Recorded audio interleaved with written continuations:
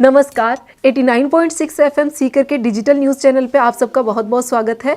मैं रूपाली आपके साथ। चलिए बात करते हैं सीकर शहर के आज के मुख्य समाचारों के बारे में। नगर परिषद की टीम है क्या आपके साथ? नगर परिषद का भरपूर सहयोग मिल रहा है और कमिश्नर साहब नगर परिषद को भरपूर धन्यवाद देता हूँ, वो भी भरपूर साथ दे रहे हैं। वहाँ से भी क्या डिमांड आ रही है कि उनको बुलाओ, तो मुझे ऊपर से आदेश मिले कि इसको खाटू को भी संभालो। सुभाष में कार्रवाई की थी और वहाँ पे एक गोपीनाथ जी का मंदिर भी है और वहाँ पे क्या व्यापारी लोग अपनी बाइकें खड़ी करते हैं? नहीं, वो गोपीनाथ जी के मंदिर के सामने सिर्फ रात के टाइम जब 4:45 बजे 6 बजे आरती होती है तो वो दर्शनार्थी आते हैं ना, वो गड़बड़ कर रहे हैं। इसके सीढ़ियों के सामने कोई नहीं लगाए। मैं नहीं चाहता कि किसी दर्शनार्थी के खिलाफ कार्रवाई करनी पड़े। तो जो दर्शनार्थी आ रहे हैं उनको मैं कहना चाहता हूँ कि आप मंदिर में जाइए, आरती में जाइए, कोई मना नहीं है, लेकिन वो गेट तो छोड़ो उसका। वो क्या करते हैं, उसकी सीढ़ियों के सामने ही, मैं कल 1 घंटा वही था, दर्शनार्थी सीढ़ियों के सामने ही बाइक खड़ी कर देते हैं, फिर वो आरती में जाते हैं। कमेंट करें, नजर ना लगे मेरे सरकार को। बजरंग बली की पूरी कृपा है, सारी नजरें फैले। सिंघम का तो 2-4 को मरवाओगे क्या मेरे से? आज सीकर शहर में अभिभाषक संघ द्वारा जिला कलेक्ट्रेट सीकर पर संभाग बचाओ नीम का थाना जिला बचाओ आंदोलन के चल रहे कार्मिक अनशन को समर्थन देने के लिए आज राजस्थान प्रदेश कांग्रेस कमेटी के अध्यक्ष सम्माननीय गोविंद सिंह डोटासरा जी पहुंचे एवं राज्य सरकार के संभाग निरस्त और जिला निरस्त करने के फैसले को राजनीति से प्रेरित अविवेकपूर्ण बताया। डोटासरा जी ने कहा कि सीकर के विकास के लिए सीकर संभाग बहुत जरूरी है। उन्होंने संघर्ष समिति की हर तरह से सहयोग करने का आश्वासन दिया। इस दौरान उन्होंने कहा कि राज्य सरकार सीकर संभाग जल्द बहाल करे और अगर नहीं किया तो अगली सरकार का पहला निर्णय संभाग बहाली का होगा। इस दौरान कांग्रेस जिलाध्यक्ष सुनीता घटाला, एडवोकेट भागीरथ मल जाखड़ ने भी संबोधित किया। इस दौरान एडवोकेट पुरुषोत्तम शर्मा, फूल सिंह ओला, कांग्रेस ब्लॉक अध्यक्ष राजेश सैनी सहित कई पदाधिकारी एवं वकील उपस्थित रहे। पहले रहे हैं या आज रहे हैं, उनसे गुजारिश करूंगा, रिक्वेस्ट करूंगा कि आप सीकर के हित में, शेखावाटी के हित में अपनी बात सरकार तक, मुख्यमंत्री तक, या जहां भी आपकी दिल्ली में पहुंच है तो दिल्ली तक पहुंचाएं। इसमें राजनीति नहीं करें। हम आपका अगर संभाग वापस खोलते हो, नीमका थाना जिला खोलते हो, तो यहाँ सार्वजनिक अभिनंदन करने के लिए हम राजनीति से ऊपर उठ करके तैयार हैं। आपने, मैं पांचों हमारे साथी अधिवक्ता महेंद्र पाल सिंह राठौड़ साहब को, महेंद्र पारिक जी को, अशोक नायक जी को, रवि कुमार जी को, बबलेश शर्मा जी को मैं बहुत बहुत मेरी ओर से बधाई देता हूं, शुभकामनाएं देना चाहता हूं। और आपने बहुत ही 8वां दिन ये हुआ है। मैं आपको इतना ही कहना चाहूँगा कि मैं भी एक आपके साथ में वकील साथी हूँ, अभी भी मेरा रजिस्ट्रेशन है और वोटर हूँ, वोट का उपयोग नहीं कर रहा हूँ वो अलग बात है। लेकिन मैं एक ही बात कहना चाहता हूँ कि मैं वकील पहले हूँ, नेता बाद में हूँ।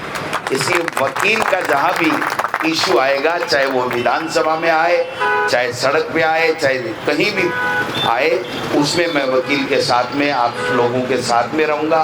तन मन धन सब चीज़ों के लिए जब भी आप जिस रूप में भी याद करेंगे, मैं हमेशा आपके साथ खड़ा मिलूँगा, कंधे से कंधे मिला करके। और संघर्ष कभी असफल नहीं होता है, संघर्ष कभी बेकार नहीं जाता है। और वकीलों का तो इतिहास रहा है कि जब देश आज़ाद हुआ था तो आज़ादी के अंदर जिनका सबसे बड़ा योगदान, अगर उस लिस्ट को हम देखेंगे तो 80% से ज़्यादा एडवोकेट थे और वकील अधिवक्ता गणी थे। तो अधिवक्ताओं का देश की आज़ादी से लेकर के हमेशा जो योगदान रहा है, हर देश को आगे बढ़ाने में, लोकतंत्र को मजबूती देने में और विकास के अंदर, क्योंकि ये केवल वकीलों का मुद्दा नहीं है, ये पूरे शेखावाटी का मुद्दा है, आमजन का मुद्दा है।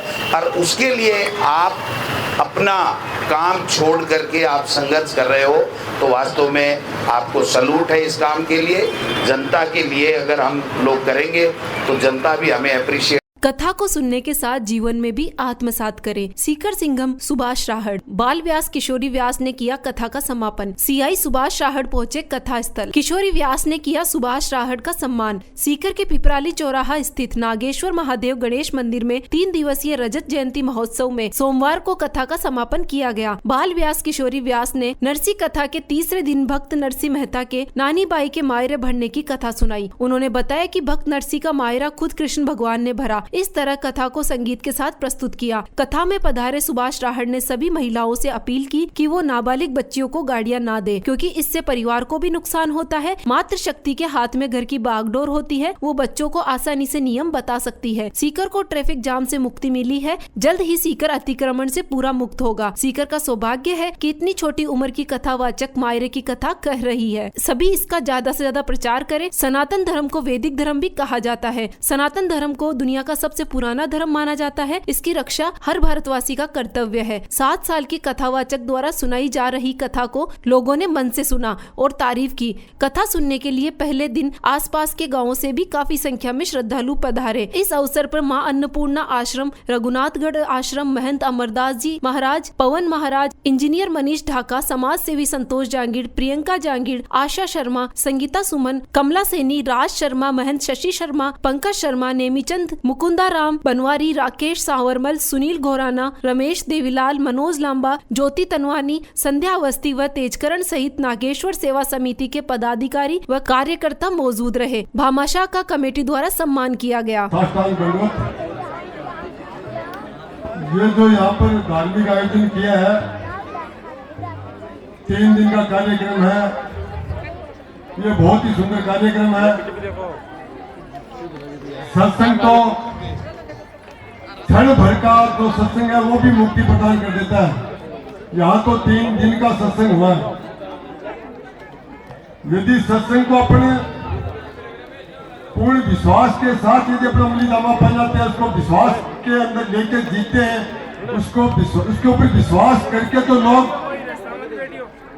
बड़ी बड़ी कठिनाइयों को भी पार करके, समुद्र को भी पार करके, बिना नौका के नाव को भी पार करके, ये अपने पुराने धार्मिक जो ग्रंथ है उनमें ये चीज है। और अपने धार्मिक ग्रंथ है, शास्त्रों में एक एक अक्षर सत्य है। गीता में जो लिखा है एक एक अक्षर सत्य, इसमें मेरे को बिल्कुल भी संदेह नहीं है। तो आप लोगों ने जो ये सत्संग का लाभ लिया है किशोर जी से 3 दिन, इससे अपने पूर्व जन्म के प्रारब्ध भी कटते हैं और भविष्य का सुनहरा रास्ता भी तैयार होता है। अपने जो आत्मा के साथ पूर्व जन्म के जो प्रारब्ध अपना पीछा करते हैं, बुरे कर्म है पीछा करते हैं, वो सत्संग ही एक कलयुग में सत्संग ही एक आधार है जिससे ये कटते हैं। इसके अलावा दूसरा उपाय नहीं है। तो मैं ज्यादा समय तो नहीं लूंगा।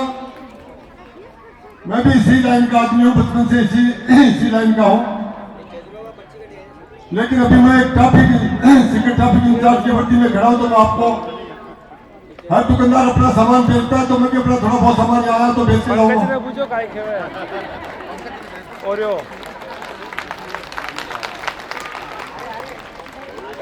ये अपने सीकर में जो काफी जाम की समस्या आप लोग देख रहे थे, बहुत वर्षों से परेशान थे, जाम में त्रस्त थे। पेशेंट हो, बीमार हो, बूढ़े हो, बुजुर्ग हो, जाम में जब आदमी फंस जाता है, किसी को अर्जेंट काम से जाना है और उसी टाइम वो जाम में फंस जाता है, तो उसकी जो मन स्थिति है वो खुद जाम में फंसने से आदमी महसूस कर सकता है कि उसको एक एक मिनट जब उसका कीमती होता है, वो आदमी उस समय जाम में फंसा हुआ है, तो वो बयान नहीं कर सकता उस व्यथा को। तो अपने वही प्रयास किया है यहाँ पर। तो अभी सीकर जाम से तो मैंने मुक्त कर दिया सीकर को। जो अपन पहले जाम उसमें होते थे, देखो ट्रैफिक तो आप चाहे कहीं भी जाओ, लक्ष्मीगढ़ जाओ, फतेहपुर जाओ, चूरू जाओ, ट्रैफिक तो गाड़ियां वाहन हो, तो गाँव में भी सब जगह ट्रैफिक तो सब जगह रहेगा, लेकिन जाम नहीं है। सीकर जाम से मुक्त हुआ।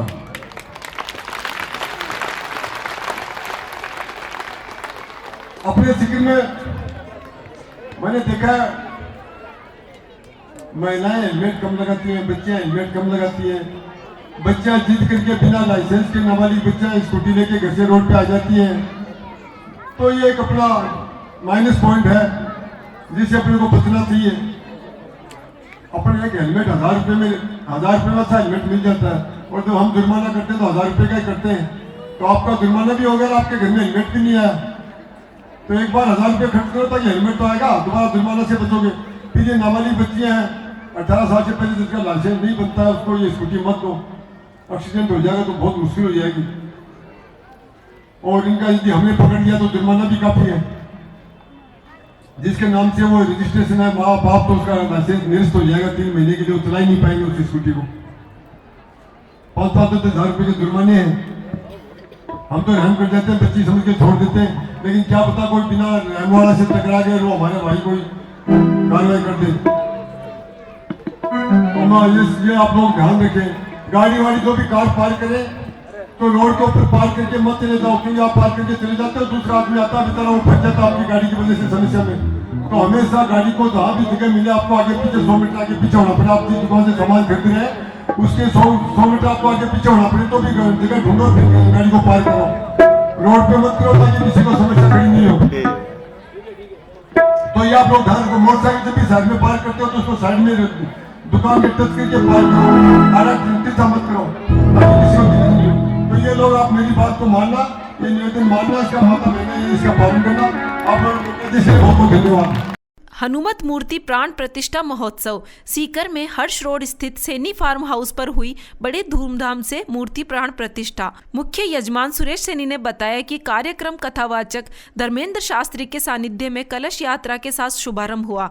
शास्त्री जी ने वैदिक मंत्रों से मूर्ति स्थापना व हवन संपन्न कराया। संत सानिध्य चंद्रमा दास जी महाराज के कर कमलों द्वारा मूर्ति स्थापना व पूर्णाहुति संपन्न हुई। इस अवसर पर सैनिक कल्याण बोर्ड प्रेम सिंह बाजोर, कमल सिखवाल, परमानंद सैनी, ओम प्रकाश बिजारनिया, फूलचंद सैनी, छगन सैनी, बलदेव सैनी, प्रहलाद सैनी, प्रकाश सैनी, देवीलाल, मदन आदि सैकड़ों की संख्या में भक्त मौजूद रहे। आज सीकर शहर में विश्वकर्मा जयंती महोत्सव के अवसर पर शोभा यात्रा निकाली गई। शोभा यात्रा में काफी संख्या में पुरुष एवं महिलाएं एवं बच्चे शामिल हुए। शोभा यात्रा में ऊंट बग्गी, बैंड बाजा व विभिन्न प्रकार की झांकियां भी सजाई गई। शोभा यात्रा विश्वकर्मा चौक से रवाना होकर Gulabi Devi school, Salasar stand, Bajaj road, Ahinsa circle, station road, Ghantaghar, Chandpol gate, Dhod road होती हुई पुनः विश्वकर्मा चौक स्थित मंदिर सीकर पहुंची।